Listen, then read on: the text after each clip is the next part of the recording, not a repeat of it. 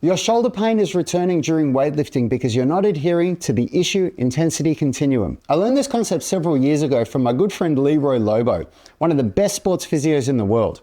Leroy works with elite level athletes, helping them come back from serious injuries and return to peak performance. And when I was dealing with my slap tear, I consulted with him, and what he showed me completely changed how I think about rehab. Let me draw it for you. So on this graph, we have two horizontal axes. At the top, we've got your issue level, so how bad the injury is. So it runs from a 10 on the left, which is a most serious injury, all the way down to a 0 on the right, which is having no injury at all.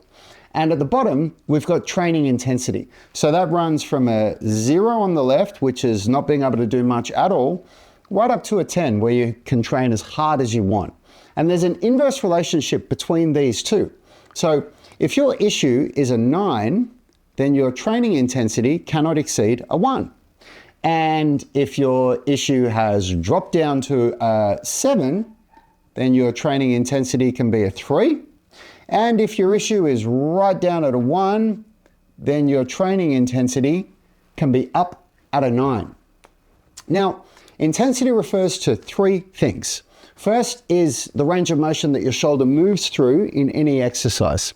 Second is the amount of weight that you lift. And third is the volume, so how many reps and how many sets you do. Now, here's where traditional physiotherapy fails. Most physios treat general population, so people who just want to sleep without pain or reach for the top shelf comfortably. So they design exercises and programs to reduce the issue from, say, a 9 to a 7, which is going to get you out of pain and be able to, sleep comfortably. And they're good for that. They're good for that goal. But you're not here to just sleep better.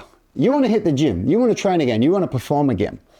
And the problem is that once pain subsides from physiotherapy is that people go from here and jump straight back up to a 9 or 10 out of intensity. And that's what triggers pain. That's what leads to re-injury.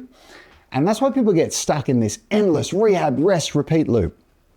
The solution is to follow the continuum and match your training intensity to your current issue level and gradually shift from gentle rehab up into higher intensity, strength, and hypertrophy training. There is no single workout that takes you from a 9 to a 0 in one leap. Rehab isn't one leap. It's a series of steps. It's not about one magic exercise.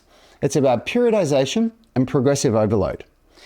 Let me show you what this looks like with pressing movements. Hey, if your progress is stalled due to injury or lack of strength and flexibility, I shot you a quick video which explains exactly how we make people limitless in their training despite injuries and past setbacks. There's a link in the description, check it out. So if shoulder pressing hurts right now, and even bench pressing causes pain, we don't start there. We begin with dumbbell floor press. Why? Because that limited range of motion keeps it safe. It's an intensity level 1 that matches an issue level 9. And it represents the limit of what most people can handle at the start of their rehab journey without making things worse. Now, this is really important to note because when I say without making things worse, you might feel that within your workout that you're barely doing anything, but then the next day the pain is worse. That's bad. So we need to make sure that you're able to continue to work out without things getting worse. Now, once this becomes easy and pain-free, then we progress from the floor press to the flat dumbbell chest press, which is slightly more range. It just takes you from here to back here, just increases a little bit of shoulder extension. And then when that becomes comfortable, we take you to a 15-degree incline chest press, which takes you from this range to here. So you start going that little bit further, that little bit closer towards the arms going right up above the head. And then we go to a 30-degree incline chest press, and then the landmine press, then the dumbbell shoulder press, and then the barbell shoulder press, and then finally the behind the head shoulder press, which requires full mobility and maximum control. Each step builds on the last. Each variation increases the intensity as your issue level drops. No skipping ahead, no flare-ups, and no guesswork. Now, this is just one example for the push movement pattern, aka pressing movements. But we apply the same principle to every movement in your slap tear rehab workouts. All the rotator cuff exercises, the scapular control drills, the rows. Every time you progress in any movement in your upper body workouts, you must adhere to the issue intensity continuum or pay the price. And that's how we shift you from rehab back to strength and performance with a smooth, methodical approach that works. And there's no one size fits all for this. Everyone's injury, structure, and imbalances, they're all different. So we start at a common point that everybody can handle, that isn't going to make things worse because it's safe.